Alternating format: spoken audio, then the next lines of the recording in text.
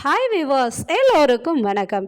இன்னைக்கு அழகே அழகு தொடர்கதையில் ரேவதியை கூட்டிக்கிட்டு போவ தங்கராஜ் வந்திருக்கிறாருங்க. அவங்க மாமனாரை எப்படியாவது சமர்சனம் பேசி அவரை ஒத்துக்க வச்சிடுறாரு. அப்போது அவங்க ரேவதியினுடைய அப்பா அவங்க அண்ணன் பாக்கியராஜை கூட்டிக்கிட்டு உள்ளே போகிறாரு. டேய், நீ தங்கச்சி மேலே அதிகமாக பாசம் வச்சுருக்கான் தான் இருக்கதான் நான் ஒத்துக்கிறேன். எந்த அண்ணனுக்கும் தான் தங்கச்சியை அடிச்சுட்டான் மாப்பிள்ளை அப்படின்னா ஏற்றுக்கவே மாட்டான். ஏன்னா அவனுடைய பாசம்லாம் எனக்கு புரியுது தான். அதுக்குன்னு ரேவதியை நம்ம எவ்வளோ நாளுப்பா இந்த வீட்டில் வச்சிருக்க முடியும்? அதனால அவன் புருஷன் கூட அமுச்சிரு அப்படின்னு சொல்லி கேட்குறாரு. ஏன்னா மாப்பிள்ளை 1க்கு 2 முறை வீட்டுக்கு வந்துட்டாரு.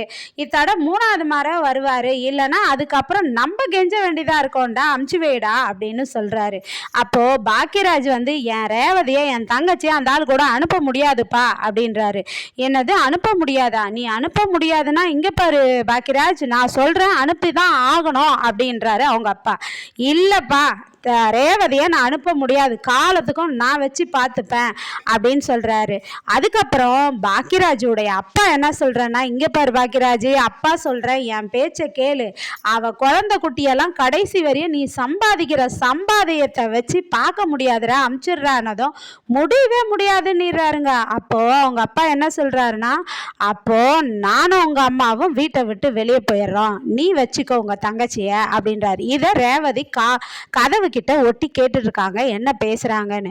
அப்போ இவர் வெளியே போயிடுறனதும் அப்பவும் பாக்கியராஜ் என்ன சொல்றாருன்னா, பரவாயில்லப்பா, நீங்க வெளியே போனாலும் பரவாயில்ல, நான் தங்கச்சியை அவரை நம்பி அவர் கூட நான் அனுப்ப மாட்டேன், அவர் மோசமான ஆளு, இதே போலதான் தங்கச்சியை அடிச்சு துன்புறுத்துவாரு அப்படின்னு சொல்றாரு.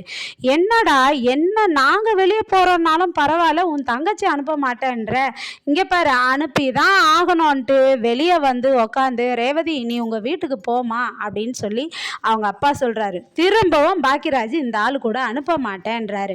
அப்போ சுரேஷ் இங்கே பாருண்ண அக்காவை அனுப்பிச்சி வையின அப்படின்றாரு. ஏய் நீ கம்முனுறா, நீ எங்கேயாச்சும் ஒரு வார்த்தையாவது அந்த ஆளை கேட்டியாடா? நீ கேட்காதனால தானடா அந்த ஆள் இன்னும் திமிரா இருக்கான்.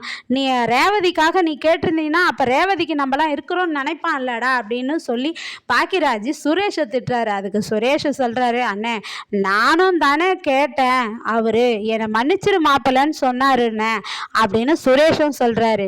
அதையும் மீறி ரேவதி நான் அண்ணன் நீ என் மேலே வச்சிருக்கிற அன்பு எனக்கு புரியுதுண்ணே, ஆனால் நான் இங்கே இருக்க முடியாது, நான் போகிறேண்ணே, அவர் கூடவே போயிடுறேன்னு அழுதுகிட்டே போகிறாங்க. அப்போது பாக்கியராஜி, ரேவதி நீ போனாலும் நான் சொல்கிறத கேளுமா, நீ இங்கேயே இருமா, இல்லை அப்படி நீ போகிறேன்னாக்கா நீ ஒரு ஃபோன் ஆச்சு நீ எனக்கு பண்ணணும், அண்ணன் இருக்கிறான்ட்டு உடனே நான் உன்னை கூட்டிகிட்டு வந்துடுவேன் அப்படின்றாரு.